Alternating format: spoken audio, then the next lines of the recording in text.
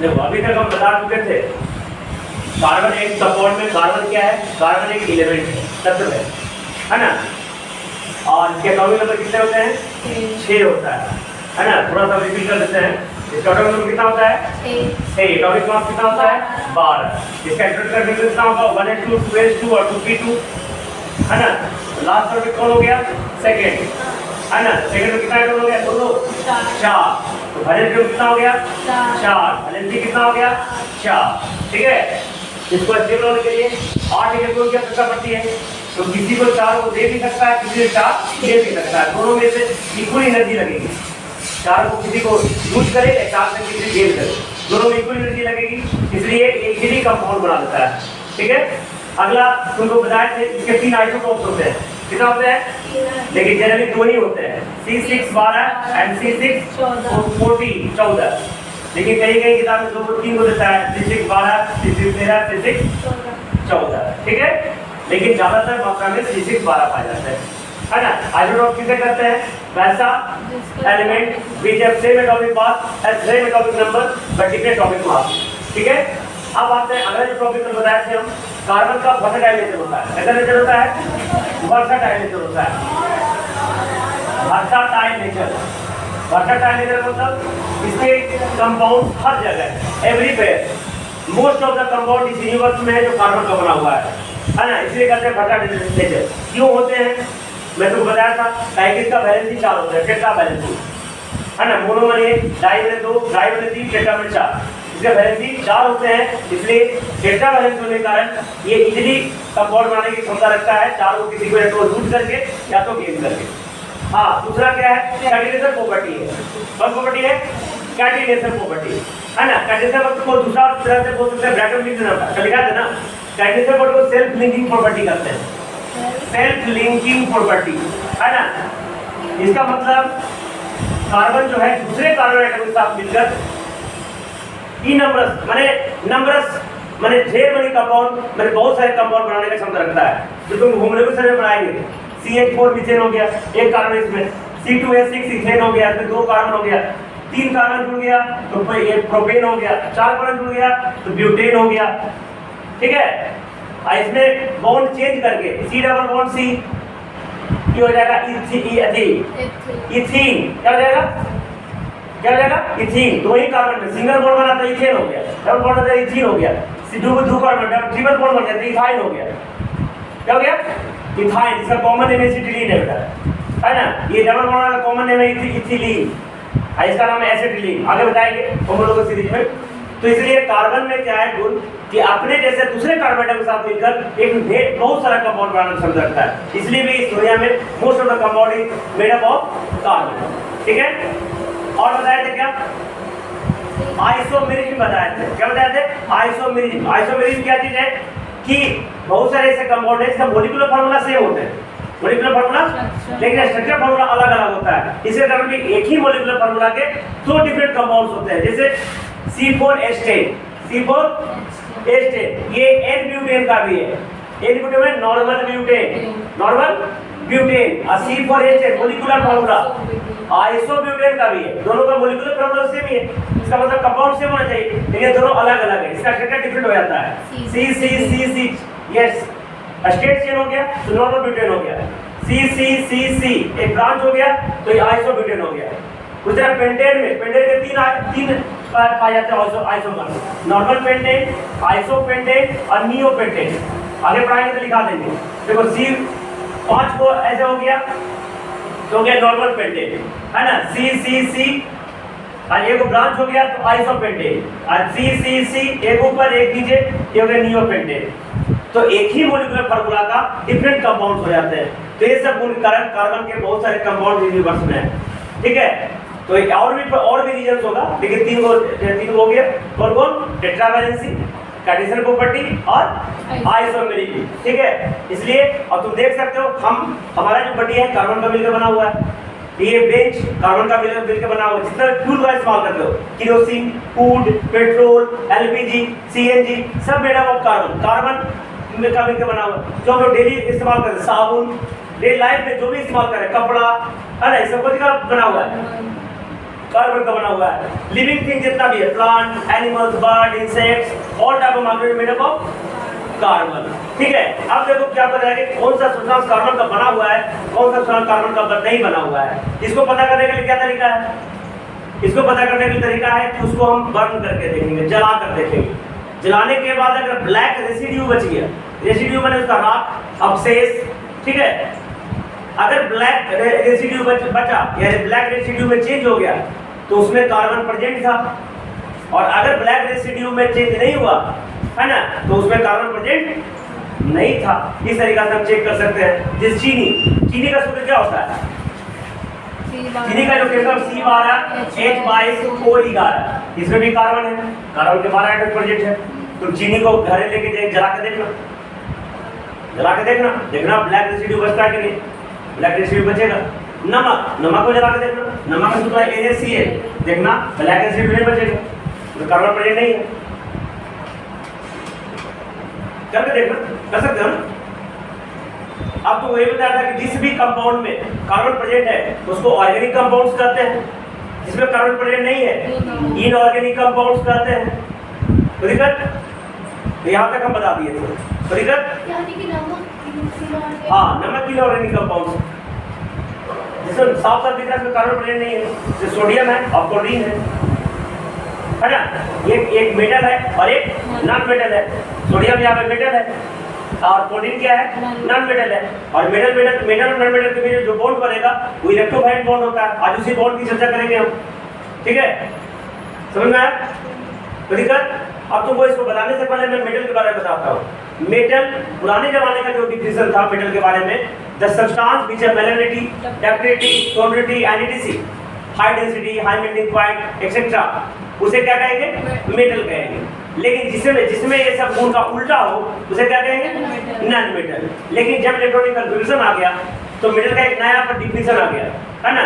Metal का क्या नया डिफिनेशन है कि जब किसी सब्सटेंस के, अभी कुछ देर पहले मैं इलेक्ट्रॉनिक कन्फ्यूजन पढ़ा रहा था और आज ही पढ़ाया हूँ क्लास 9 को, है ना। अब आओ प्रिंसिपल से कैसे इलेक्ट्रॉनिक कन्फ्यूजन निकालते हैं, राइट? तुम लोग थी नहीं थी, कल होगी। तो ये सिस्टम को तो देखो, जिसके वैलेंस इलेक्ट्रॉन क्या सुना, लास्ट ऑर्बिट में जब इलेक्ट्रॉनिक कन्फ्यूजन करते हैं तो लास्ट ऑर्बिट में जो इलेक्ट्रॉन प्रेजेंट होता है उसे हम कहते हैं वैलेंस इलेक्ट्रॉन। क्या कहते हैं? Valence electron. तो दिक्कत तो इलेक्ट्रॉनिक कन्फ्यूजन करने के बाद अगर लास्ट ऑर्बिट में 1 2 3 इलेक्ट्रॉन प्रेजेंट हो, उस सभी एलिमेंट्स को मेटल कहेंगे। तो दिक्कत और इलेक्ट्रॉनिक कन्वर्जन करने के बाद 4 5 6 7 अगर इलेक्ट्रॉन वैलेंस इलेक्ट्रॉन और ये सब माने वैलेंस मतलब जो लास्ट ऑर्बिट में इलेक्ट्रॉन प्रेजेंट है, ये रहता है क्या कहलाता है? Non metal. अब इसमें एक्सेप्शन भी है, chemistry is full of exception. Chemistry full of exception, chemistry में कुछ भी हो सकता है। जैसे अभी मैं मेटल का चर्चा कर रहा था, मेटल में मेलाबिलिटी होती है। अब तुमको पता है कि मरकरी पारा लिक्विड होता है, क्या मेलाबिलिटी होगा? नहीं होगा। मेटल हार्ड होते हैं, लेकिन सोडियम सबसे सॉफ्ट एलिमेंट है और सोडियम भी मेटल है, ठीक है। तो सोडियम मेटल किस गुण के कारण है? इस गुण के कारण है। इलेक्ट्रॉनिक कन्वर्जन करोगे तो लास्ट ऑर्बिट में 1 इलेक्ट्रॉन बचता है। देखो इसका इलेक्ट्रॉन में 11 होता है सोडियम का, 2 8 1 वैलेंस छोड़ कितना है? 1 है, इसलिए मेटल इस गुण से मेटल है। बाकी जो पुराने वाला गुण है, मेटल्स मिलायबल होते हैं, मेटल डक्टाइल होते हैं, मेटल हार्ड होते हैं, मेटल सोनरस होते हैं, उसका डेंसिटी ज़्यादा होता है, ऐसा कोई गुण सोडियम में पाया नहीं जाता है। सोडियम इतना सॉफ्ट होता है कि चाकू से काटा जा सकता है सोडियम और पोटेशियम।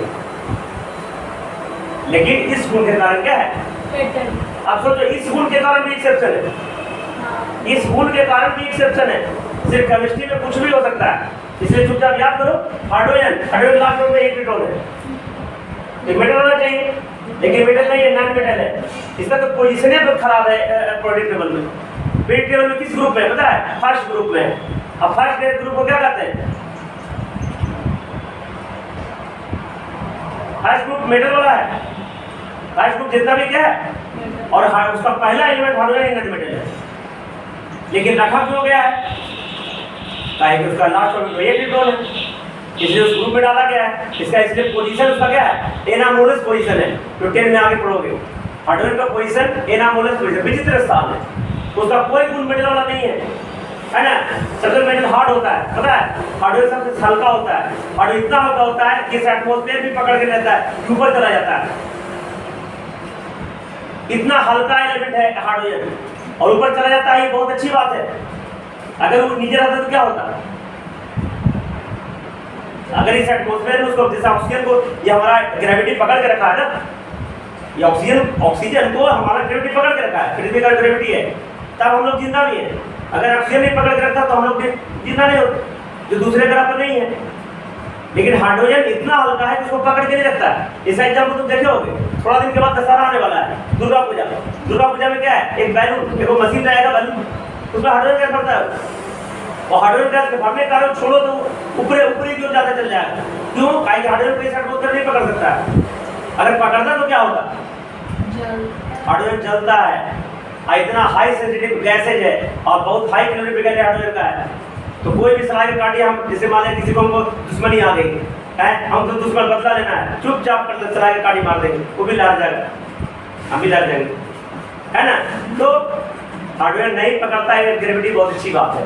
लेकिन सोचो, सबसे हल्का एलिमेंट को पहला मेटल के रूप में कहते हैं, है ना। इसे कहते हैं generally alkali metal, first group को क्या कहते हैं, और सेकंड ग्रुप भी मेटल वाला है, उसको एल्कालाइन मेटल कहते हैं, एल्कालाइन अर्थ मेटल कहा जाता है, ठीक है। तो इस गुण के कारण भी एक्सेप्शन है, और पहले के परिभाषा के अनुसार भी एक्सेप्शन है, और जितना भी मेटल्स है सब सॉलिड स्टेट में पाया जाता है, उसमें भी एक्सेप्शन है। मरकरी वो लिक्विड स्टेट में पाया जाता है, फिर नॉन मेटल तीनों स्टेट में पाया जाता है। चैप्टर पढ़ाएंगे, मेटल नहीं पढ़ाया, चैप्टर को पढ़ाएंगे तो जिसके लास्ट में 4 5 6 7 रहेगा वो क्या लाएगा, नॉन मेटल। इसमें भी एक्सेप्शन कौन है, silicon.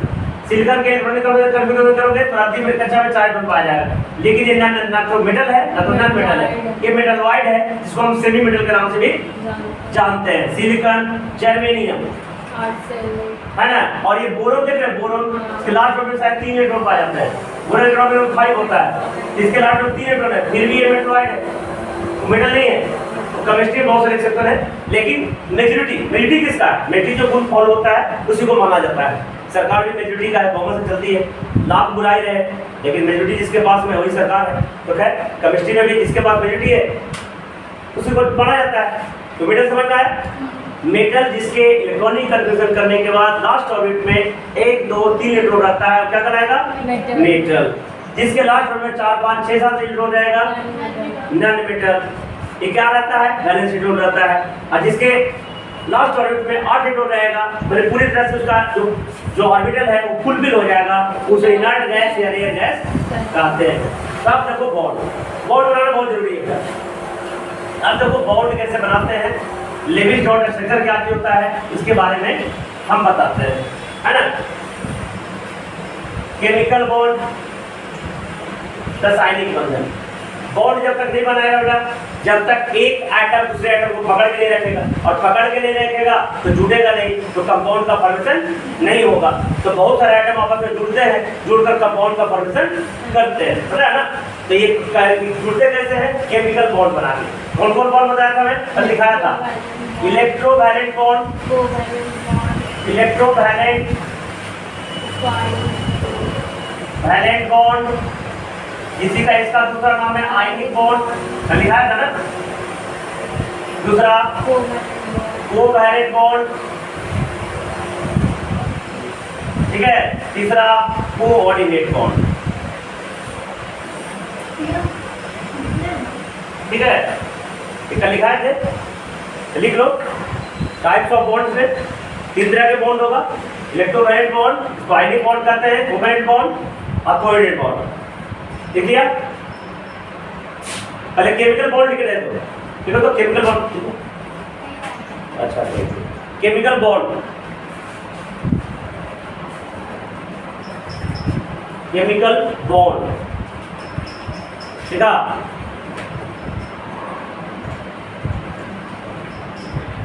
The atoms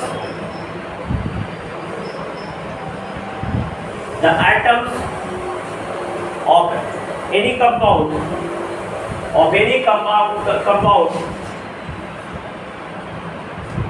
attached together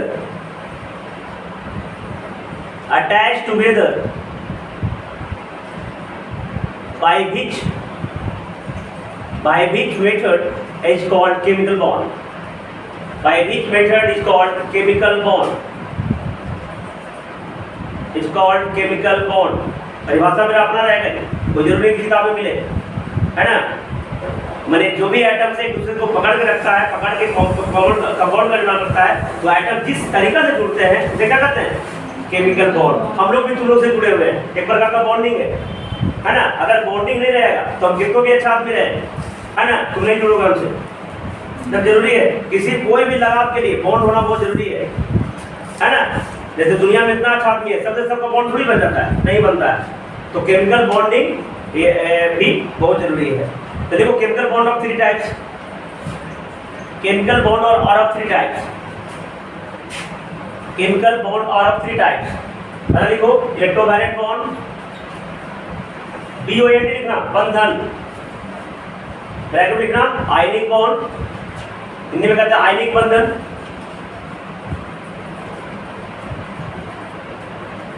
दूसरा लिखो कोवैलेंट बॉन्ड, सहसंयोजक बंधन हिंदी में.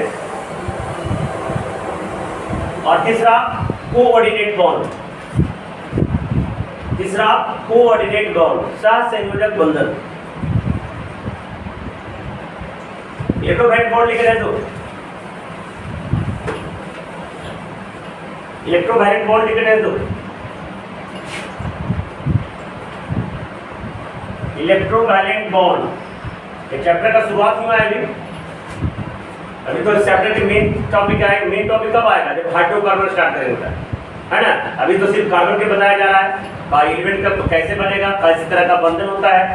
देखो देखो देखो the bond which is form, the bond which is form between 2 atoms, the bond which is formed, the bond which is formed between 2 atoms, 2 and more than 2 atoms.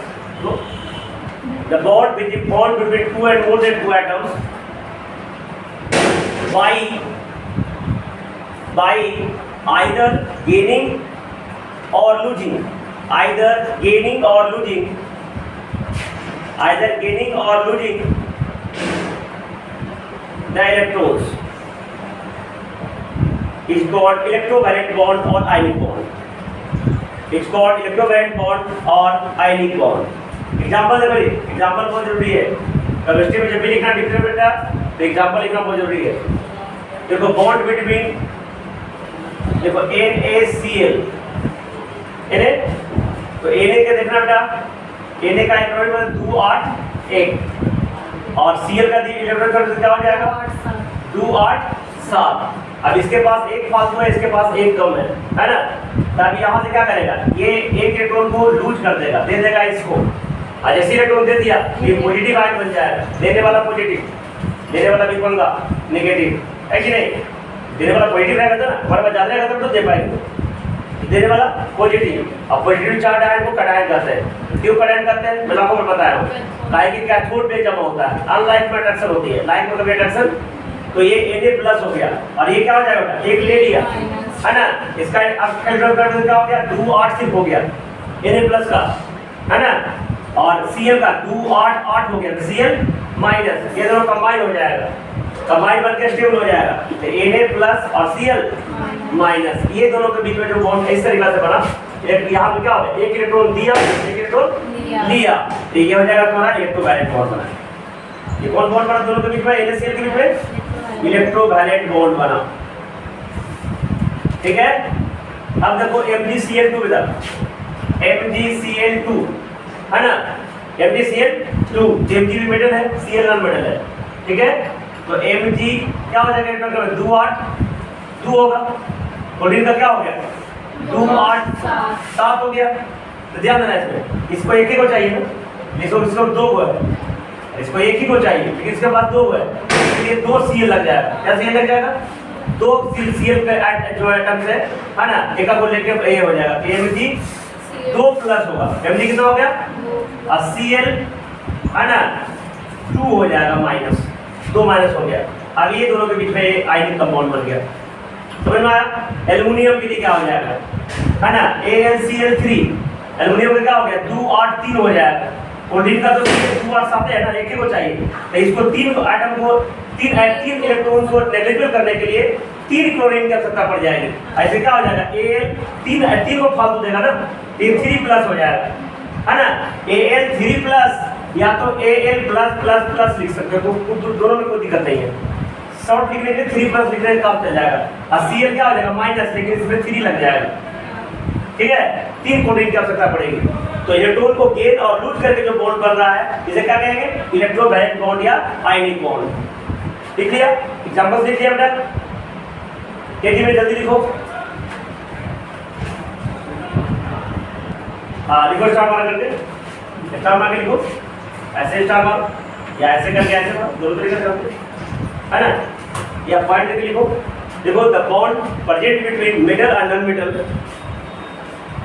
the bond present between metal and non-metal is electrovalent bond. The bond present between metal and non-metal is electrovalent bond. एक और point लिखना, electrovalent bond is strongest bond. Electrovalent bond is strongest bond. तो 3 bond बताया ना, electrovalent, covalent और आयनिक यानी coordinate, ये तीनों बॉन्ड सबसे मजबूत बॉन्ड कौन होगा, इलेक्ट्रोवैलेंट बॉन्ड होगा। अब देखो कोवैलेंट बॉन्ड, देखो बेटा कोवैलेंट बॉन्ड,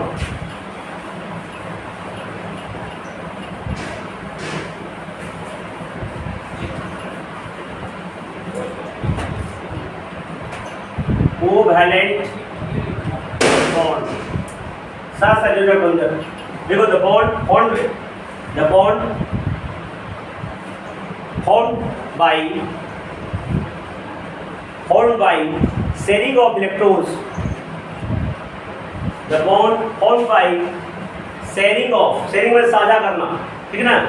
जैसे तुम लोग लंच शेयर करते होगे टिफिन में, है ना, एक को लाया अनरसा और एक को लाया सिंघाड़ा समोसा, तो बोलेंगे अच्छा एक सिंघाड़ा तुम ले लो, एक अनरसा हमको दे दो, टेस्ट बदल जाएगा, है कि नहीं, शेयरिंग का।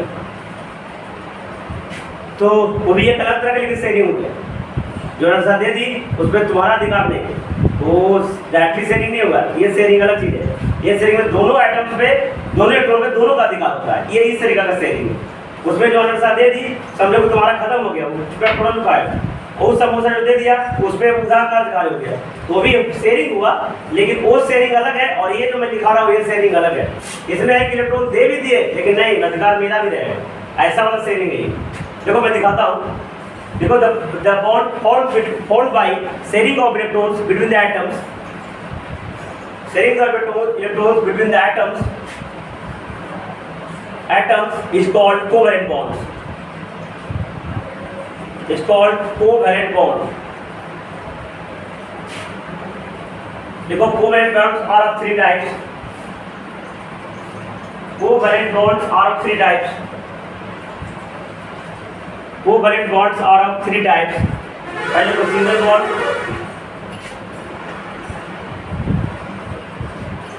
सिंगल बॉन्ड, दूसरा डबल बॉन्ड, तीसरा ट्रिपल बॉन्ड। सिंगल बॉन्ड लिख रहे हैं तो पहले सिंगल बॉन्ड, डबल बॉन्ड, तीसरा ट्रिपल बॉन्ड। सिंगल बॉन्ड लिख रहे हैं तो देखो the bond which is formed by sharing of one electron, the bond which is formed by sharing of one electron between the atoms. The bond which is formed by sharing of one electron between the atoms is called single bond. Example देखो, example लिखो, Cl2 molecule, Cl2 molecule, ठीक है। चलो देखो अभी कैसे बनाता है बॉन्ड बनाने भाग कौन लेगा, आउटर मोस्ट में प्रेजेंट है वही इलेक्ट्रॉन, याद रखना। जब भी स्टार में लिखना तो लिख लो, the electron take part in formation of bond is outer देखो और ऐसे मत चेंज कर दीजिए। The outermost electron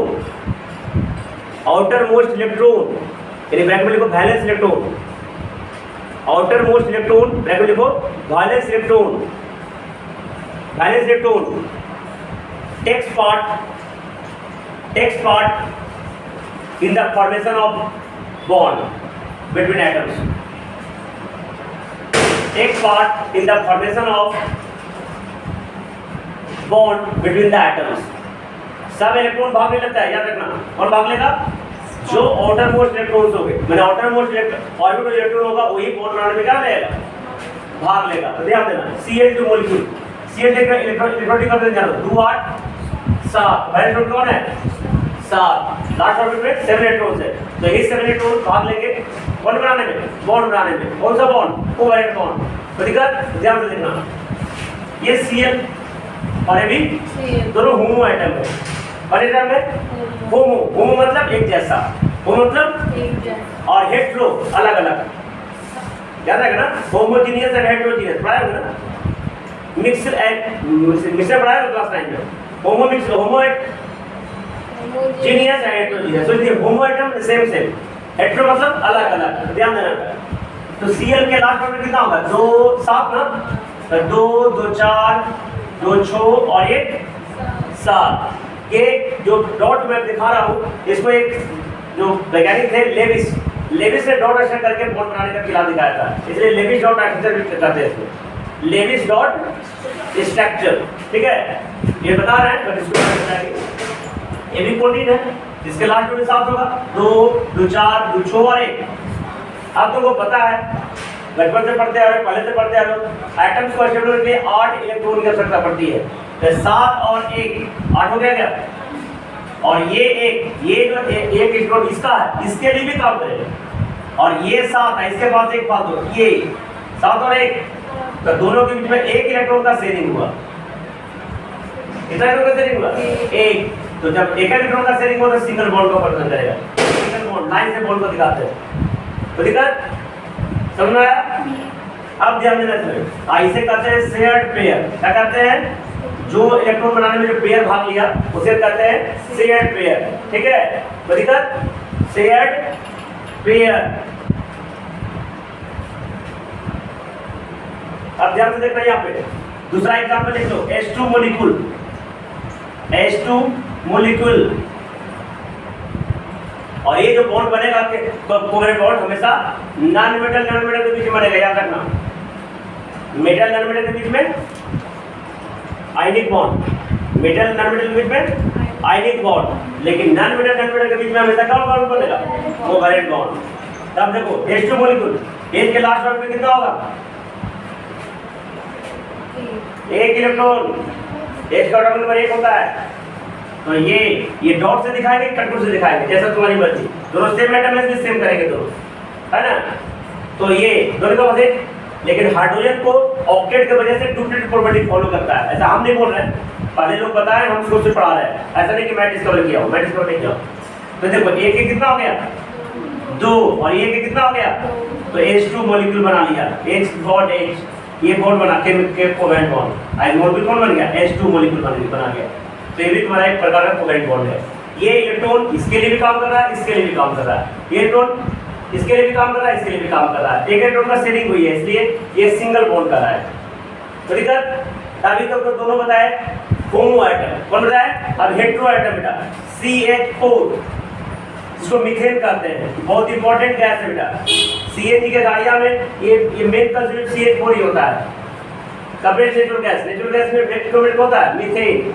methane को मार्स गैस भी कहा जाता है, क्यों, जहां भी दलदल होगा, दलदल समझते हो ना, ऐसा कि पैर गए जाए तो देती रह जाए, पूरा गीला मैंने टेबल ज्यादा, तो दलदल कहते हैं, दलदल को इंग्लिश में मार्स कहते हैं, है ना। और उस दलदली भूमि को मार्सी एरिया बोलते हैं। तो जहाँ भी दलदल पैदा हो जाएगा, जैसे नाली देख रहे हो, नाली में भी दलदल पैदा होता है, तो नाली का कवर उठा के देखना हो जाए, गैस निकल जाता है अपने आप। इसे नाली के ऊपर जैसे ढक्कन उठाओगे ना, स्लाइड की काटी मारो, लहर जाएगा उधर, लहरेगा तो कहेगा कब लहर रहा है भाई, जब मीथेन गैस बन जाता है। जहाँ भी दलदल वाला भूमि को जनरेट होगा, अपने आप मीथेन गैस की उत्पत्ति हो जाती है। ठीक है, इसलिए मीथेन को मार्स गैस भी कोई पूछेगा तो बता देगा ना, उधर पूछ सकता है भाई मीथेन कॉल्ड मार्स गैस, तो because it projected Martian areas, है ना, या डैम एरियाज जहाँ दलदल भूमि हो, गीला भूमि हो, गंदगी बहुत जमा हो, वहाँ मीथेन अपने आप जनरेट हो जाता है। तो दिखा समझ में? अब देखो यहाँ से CH4, यहाँ पे हेटेरो एटम है, कैसा बेटा? होमो एटम, दोनों CH था, ये भी दोनों H2 था, अभी हेटेरो है। इसमें देखो एक कार्बन है बेटा और दूसरा हाइड्रोजन, तो कार्बन के को है 4, एक हाइड्रोजन के को है, कार्बन के इलेक्ट्रॉन को है 2 और 4 ना, 6 होता है कॉमन नंबर। तो वैलेंस इलेक्ट्रॉन कितना है? 4। इसका अंतिम बच्चा में कितने इलेक्ट्रॉन रहेंगे? 4। तो बॉन्ड बनाने में कितना भाग कौन भाग लेगा? वही 4 इलेक्ट्रॉन। तो देखो 1 2 3 और 4, ठीक है। ऐसे करके तुम लोग खेलते थे गधा वाला खेल, हैं? गधा वाला खेल नहीं खेलते हो बच्चा? नहीं, ऐसा करके खेलता था। देखो गोल पारो कटकुल पारो, हाँ तो बस वही कटकुल, है ना। अब देखो H के लास्ट में A, ये हेटेरो है इसलिए वो कटकुल देखो बिंदु दे दिए, दोनों का एटम बस अलग अलग हम मार्क्स जीरो से लिए ये, ठीक है। अब हाइड्रोजन कितना चाहिए? 2। कार्बन कितना चाहिए? 8। तो देखो हाइड्रोजन 1 1 2 हो गया, हाइड्रोजन 1 1 2 हो गया, ये हाइड्रोजन 1 1 2 हो गया, ये हाइड्रोजन 1 1 2, हाइड्रोजन 7। अब कार्बन कितना चाहिए? तो 4 1 का 4 1 कर गया,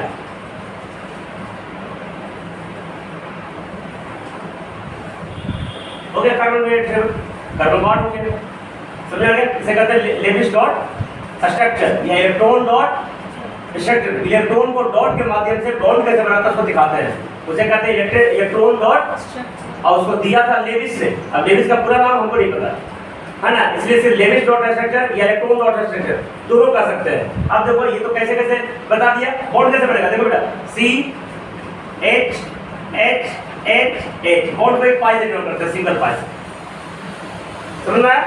तो ये समझ में आ गया। होमो एटम के बीच में, हेटेरो एटम के बीच में कौन बॉन्ड? Single bond. तीनों का एग्जांपल ड्रॉ कर लिया। अब सिंगल बॉन्ड में कौन बताते हैं? ये सिंगल बॉन्ड हुआ ना, तो सिंगल बॉन्ड में ये जो बॉन्ड है इसका एक असली नाम दिया था, सिग्मा बॉन्ड बोलते हैं इसको, क्या बोलते हैं? और ये ऐसे देखिए जो चिन्ह मैंने दिया इसको सिग्मा पढ़ते हैं, क्या पढ़ते हैं? लिख दो सिग्मा। तो सिंगल बॉन्ड को में जो बॉन्ड प्रेजेंट होता है उसको कौन सा बॉन्ड बोलते हैं? Sigma bond. 11th 12th में जो पढ़ोगे, नीट बीट की परीक्षा दोगे तो पूछेगा एक कंपाउंड दे देगा, कहेगा इसमें कितना सिग्मा बॉन्ड है, बता दूंगा मैं कभी कैसे सिग्मा बॉन्ड को जोड़ा जाता है, कैसे गिना जाता है। तो सिंगल बॉन्ड में सिर्फ एक ही सिग्मा बॉन्ड पाए जाते हैं। अब तुझे पूछेगा single bond, double bond, triple bond में कौन सबसे मजबूत बॉन्ड होगा? तो सिंगल बॉन्ड मजबूत होगा। जिंदगी में भी जैसे मान लीजिए हमको एक से मतलब है, वो बॉन्ड ज्यादा मजबूत होगा, लेकिन हमें अगर 2 से मतलब हो गया तो कभी उन्हें फोन रखना पड़ेगा, तो इन्हें करना पड़ेगा, है कि नहीं? वो बॉन्ड ज्यादा दिन तक कभी न कभी दरा ही जाओगे। और 3 को तो बड़ी खतरनाक, तो चलवे नहीं करेगा। तो सबसे मजबूत बॉन्ड कब चलेगा? Single bond. यहाँ भी सबसे मजबूत बॉन्ड कौन है? सिंगल बॉन्ड, ठीक है। डबल बॉन्ड में एक सिग्मा एक पाई होता है, तो जब डबल बॉन्ड होगा, ये देखो सिंगल बॉन्ड में सिर्फ एक सिग्मा बॉन्ड, डबल बॉन्ड क्या बनाएगा? तो ऊपर वाला सिग्मा नीचे वाला पाई, और ट्रिपल बॉन्ड में एक सिग्मा 2 पाई बॉन्ड दिखाएंगे आगे। और सिग्मा पाई में अगर पूछ देगा कि कौन मजबूत होता है, तो सिग्मा बॉन्ड मजबूत होगा, पाई बॉन्ड कमजोर होगा। इसलिए कभी भी जिंदगी में पाई बॉन्ड बनाने की कोशिश नहीं करना, जब भी बनाना सिंगल, ठीक है, सिंगल बॉन्ड ही बनाना। डबल बॉन्ड कभी किसी से कोई मतलब नहीं। अब एक छोड़ दिया तब दूसरा सिग्मा की तरफ जाना, जल्दी उतार दो।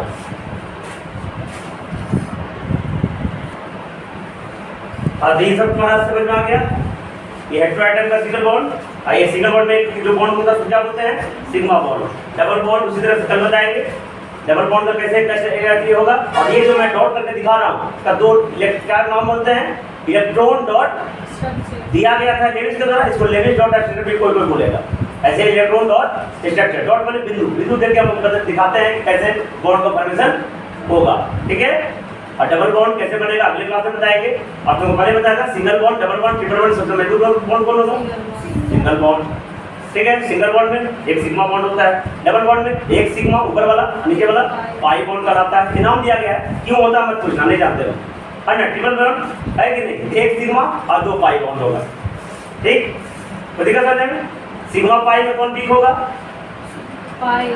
वीक में बोला, वीक में कमजोर होता है, तो पाई बॉन्ड होगा। मजबूत स्ट्रॉन्ग कौन होगा? तो बाकी अगली क्लास में ये देखें।